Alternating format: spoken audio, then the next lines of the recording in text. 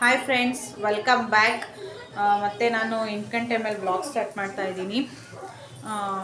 Tailoring class ಮುಗಿಸ್ಕೊಂಡು ಬಂದು ಒಂದು ವಿಡಿಯೋ ಎಡಿಟಿಂಗ್ ಮಾಡಿ ಪೋಸ್ಟ್ ಮಾಡಿದೆ. ಅದಾದಮೇಲೆ ಸ್ವಲ್ಪ ಟೈಮ್ ತೊಗೊಂಡೆ.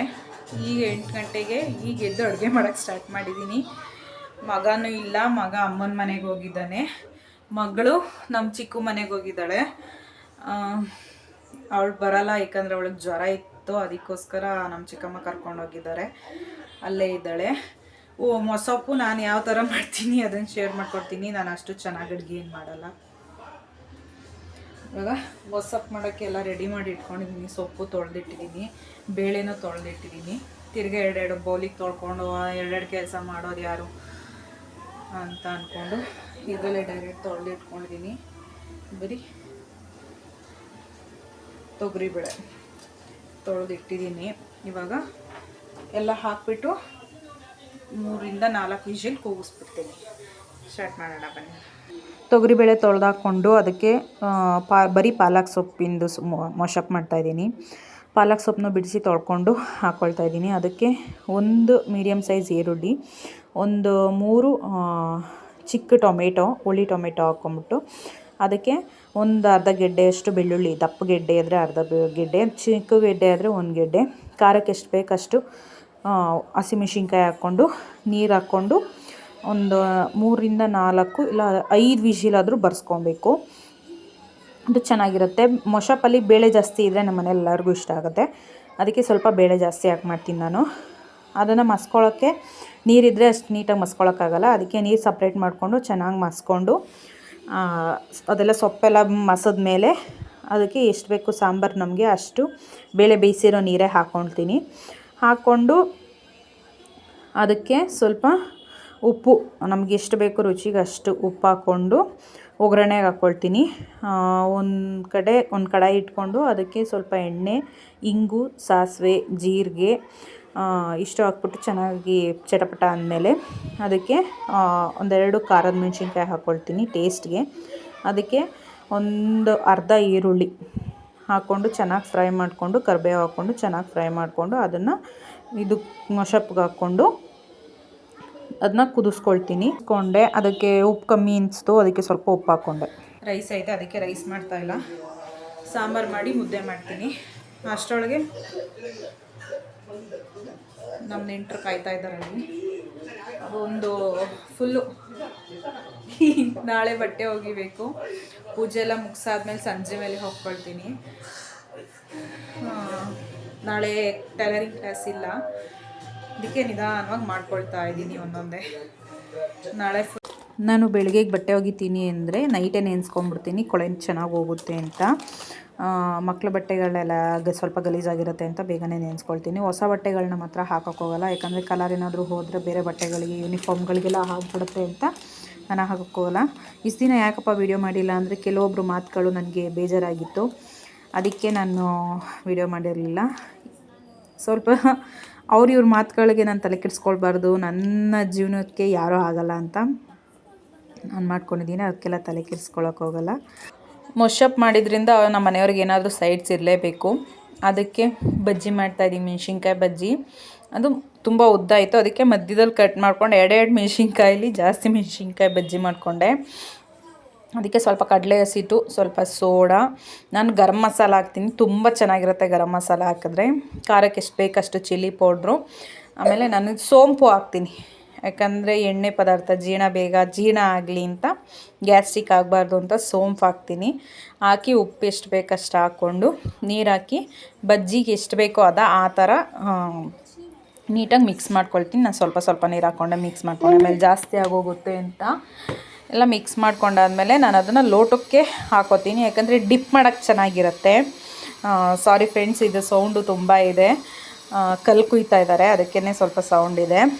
ಹಾಕ್ಕೊಂಡು ಅದನ್ನ ಚೆನ್ನಾಗಿ ಫ್ರೈ ಮಾಡಿಕೊಂಡು 2 ಒಬ್ಬೆ ಹಾಕ್ಕೊಂಡು ನಾವು ಊಟ ಮುಗಿಸಿದ್ವಿ. ಇದರಲ್ಲಿ 2 ದಿನದ ವ್ಲಾಗ್ ಇದರಲ್ಲೇ ಇದೆ, ಯಾಕಂದರೆ ನಾನು ಅಷ್ಟೊಂದು ಲಾಂಗ್ ವೀಡಿಯೋಸ್ ಮಾಡ್ಕೊಂಡಿರಲಿಲ್ಲ. 2 ದಿನದ ವ್ಲಾಗು ಇದರಲ್ಲೇ ಕಂಟಿನ್ಯೂ ಮಾಡಿದ್ದೀನಿ. ಊಟ ಎಲ್ಲ ಮುಗಿಸ್ಕೊಂಡು ನಾವು ಮಲ್ಕೊಂಡ್ವಿ, ಸ್ವಲ್ಪ ಹುಷಾರಿರಲಿಲ್ಲ ನನಗೆ. ಹಾಲಿನ ಕೆನೆಗಳೆಲ್ಲ ಎತ್ತಿಟ್ಟಿದ್ದೆ. ಇದರಿಂದ ಬೆಣ್ಣೆ ತೆಗಿಬೇಕು. ಇವಾಗ ಐಸ್ ಕ್ಯೂಬ್ಸ್ ಎಲ್ಲ ತೊಗೋಬೇಕು. ಹಾಲಿನ ಕೆನೆಯಿಂದ ಹೆಂಗೆ ಬೆಣ್ಣೆ ತೆಗೆಯೋದು ಅಂತ ನಾನು ತುಂಬ ಸುಮಾರು ಸಲ ತೆಗ್ದಿದ್ದೀನಿ.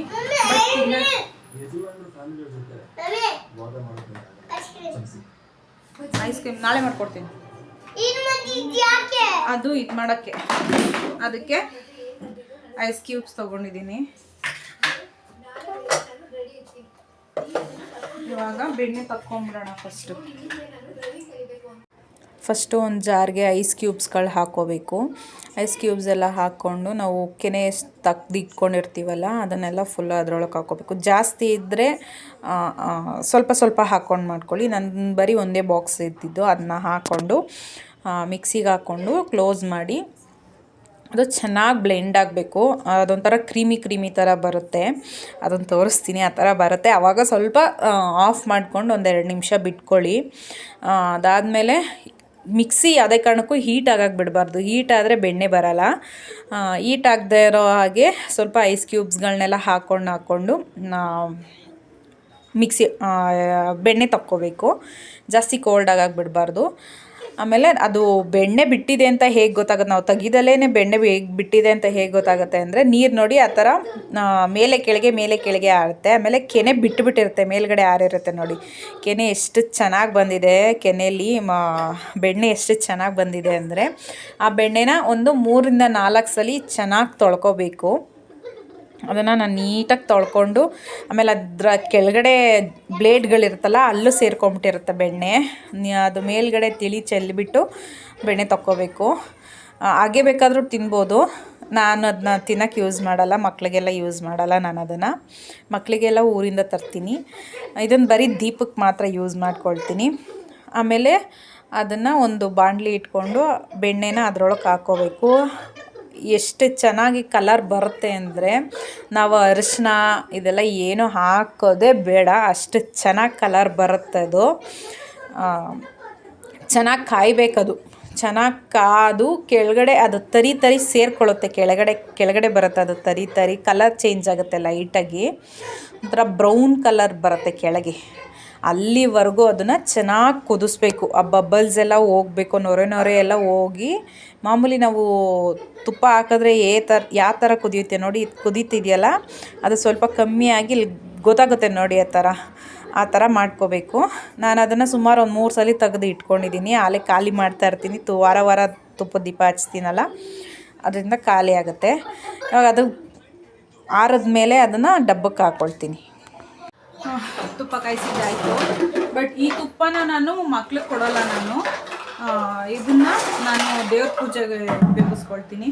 ಒಂದು 15 ದಿವಸಕ್ಕೆ ಒಂದ್ಸಲ ಈ ಥರ ಮಾಡ್ಕೊಳ್ತೀನಿ. ಈ ಥರ ಒಂದು ಕಂಟೈನರ್ಗೆ ಹಾಕಿಟ್ಕೊಂಡಿರ್ತೀನಿ. ಇದನ್ನು ನಾನು ದೇವ್ರ ಪೂಜೆಗೆ ವಾರದ ದಿನ, ಶನಿವಾರದ ದಿನ ದೇವ್ರ ಮುಂದೆ ಪೂಜೆ ಮಾಡ್ತೀನಿ. ಅದಕ್ಕೆ ನಾನು ಅದನ್ನ ಬಳಸ್ಕೊಳ್ತೀನಿ. ಅಪ್ಪೋ ಸೈಲೆಂಟಾಗಿರಿ. ಇವಾಗ ಇದು ಆರಾಗಿ ಬಿಟ್ಟಿದ್ದೀನಿ. ಆರಾದ್ಮೇಲೆ ಅದಕ್ಕೆ ಹಾಕೊಂಡ್ಬಿಡ್ತೀನಿ. ಇವತ್ತು ಚಿಕನ್ ಗೊಜ್ಜಾಯ್ತು ಸ್ವಲ್ಪ. ನಮ್ಮ ಮನೇಲಿ ಸೋಮವಾರ ಕಾರ್ತಿಕ ಎಲ್ಲ ತಿಂತಾರೆ, ಅದಕ್ಕೆ ಗೊಜ್ಜಿದೆ. ಅದಕ್ಕೆ ಲೈಟಾಗಿ ಮೊಸರು ಸಾರು ಮಾಡ್ಕೊಳ್ಳೋಣ ಅಂತಿದ್ದೀನಿ. ಈ ಸತಿ ಮಾಮೂಲಿ ಒಗ್ಗರಣೆ ಹಾಕ್ಕೊಂಡ್ಬಿಡ್ತಿದ್ದೆ ಯಾವಾಗ್ಲೂ. ಲಕ್ಷ್ಮಿ ಕಿರ್ಚಬೇಡ. ಪ್ರತಿ ಸಲ ಬರೀ ಒಗ್ಗರಣೆ ಹಾಕ್ಕೊಳ್ತಿದ್ದೆ. ಇವತ್ತು ಸ್ವಲ್ಪ ಮಸಾಲೆ ರುಬ್ಬಿ ಹಾಕ್ಕೊಳ್ಳೋಣ ಅಂತ ಮಾಡ್ತಾ ಇದ್ದೀನಿ. ಆ ರೆಸಿಪಿನೂ ಶೇರ್ ಮಾಡ್ಕೊಳ್ತೀನಿ. ನಾನು ಇಬ್ಬರು ಮಕ್ಕಳು ಮಾಡಿಕೊಂಡು ನಾನು ಯಾವ ರೀತಿ ಕೆಲಸ ಮಾಡಬೇಕು ಅಂತ ಗೊತ್ತಾಗಲ್ಲ. ಈಗಷ್ಟೇ ಎಲ್ಲ ಗುಡಿಸಿ ಎಲ್ಲ ಕ್ಲೀನ್ ಮಾಡಿ ಅಡುಗೆ ಮನೆಗೆ ಅಂತ ಹೋದೆ.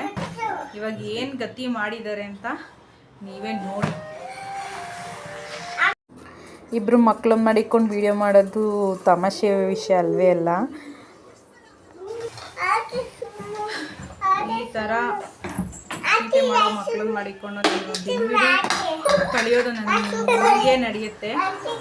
ನನ್ನ ಮಗಳಿಲ್ಲ ಅಂದರೆ ಇವನೇನು ಅಷ್ಟು ಟೀಕೆ ಮಾಡೋಕ್ಕೆ ಹೋಗಲ್ಲ. ಇಲ್ಲಾಂದರೆ ಇಬ್ಬರು ಫೋನ್ ಇಲ್ಲಾಂದರೆ ಇಬ್ಬರೂ ಫೋನ್ ಕೇಳ್ತಾರೆ, ಇಬ್ಬರೂ ಫೋನ್ಗೋಸ್ಕರ ಕಿತ್ತಾಡ್ತಾರೆ. ಅದಕ್ಕೇ ನಾನು ಇಬ್ರಿಗೂ ಈ ಥರ ಆಟ ಸಾಮಾನು ಕೊಟ್ಬಿಟ್ರೆ ಅವ್ರ ಪಾಡು ಅವ್ರ ಆಟ ಆಡ್ಕೊಂಡಿರ್ತಾರೆ. ಕೆಲವೊಮ್ಮೆ ಏನಾದರೂ ಜಾಸ್ತಿ ಆಟ ಮಾಡಿದ್ರೆ ಫೋನ್ ಈಸ್ಕೊಳ್ತಾಳೆ. ಅಷ್ಟು ಬಿಟ್ಟರೆ ಏನು ಅಷ್ಟು ಗಲಾಟೆ, ಅವಳೊಬ್ಳು ಇದ್ರೂ ಇಷ್ಟು ಗಲಾಟೆ ಮಾಡಲ್ಲ, ಇವನೊಬ್ಬ ಇದ್ರೂ ಅಷ್ಟು ಗಲಾಟೆ ಮಾಡಲ್ಲ. ಇಬ್ಬರು ಸೇರ್ಕೊಂಡ್ಬಿಟ್ರೆ ಈ ರೇಂಜಿಗೆ ಗಲಾಟೆ ಮಾಡ್ತಾರೆ. ಏನು ಮಾಡೋಕ್ಕಾಗಲ್ಲ, ಮಕ್ಕಳು ಇರಬೇಕು. ಆದರೆ ಇಬ್ಬರು ಇಲ್ಲ ಅಂದರೆ ಅವತ್ತಿನ ದಿನೆಲ್ಲ ಬೇಜಾರಾಗುತ್ತೆ. ಏನು ಕೆಲಸ ಮಾಡೋಕ್ಕೂ ಇಂಟ್ರೆಸ್ಟ್ ಇರಲ್ಲ, ಏನೇನು ಮಾಡೋದಿಲ್ಲ ನಾನು ಅವರಿಬ್ಬರು ಇಲ್ಲ ಅಂದರೆ. ಅವರಿಬ್ಬರು ಇದ್ರೇ ಸ್ವಲ್ಪ ಬೇಗ ಬೇಗ ಕೆಲಸಗಳಾಗುತ್ತೆ. ನೋಡಿ ಹೆಂಗೆ ಆಡ್ತಾವ ನೋಡಿ.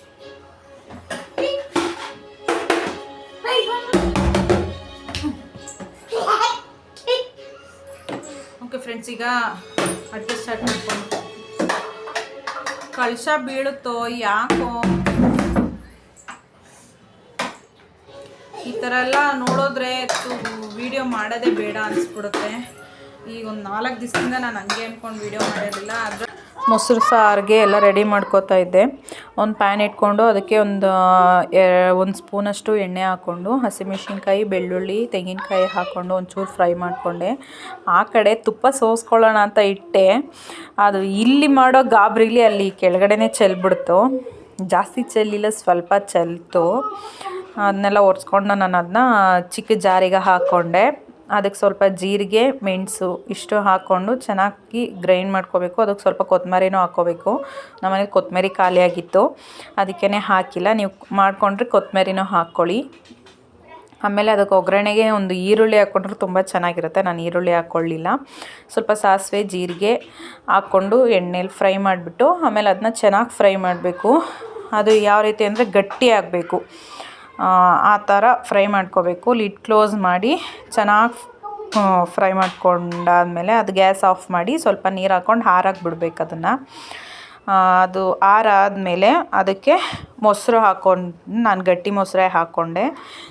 ಹಾಕ್ಕೊಂಡು ನಮಗೆ ಎಷ್ಟು ಬೇಕು ಸಾಂಬಾರು ತಿಕ್ನೆಸ್ ನೋಡಿಕೊಂಡು ನೀರು ಹಾಕ್ಕೊಂಡು ಮಿಕ್ಸ್ ಮಾಡಿಕೊಂಡ್ರೆ ಸಾಂಬಾರಾಯಿತು. ಯಾರೆಲ್ಲ ಕೊನೆವರೆಗೂ ವೀಡಿಯೋ ನೋಡಿದ್ದೀರಾ ಅವ್ರಿಗೆಲ್ಲ ಥ್ಯಾಂಕ್ ಯು ಸೋ ಮಚ್. ಹೀಗೆ ನನಗೆ ಸಪೋರ್ಟ್ ಮಾಡ್ತಾಯಿರಿ. ದಯವಿಟ್ಟು ಒಂದು ಲೈಕ್ ಮಾಡಿ.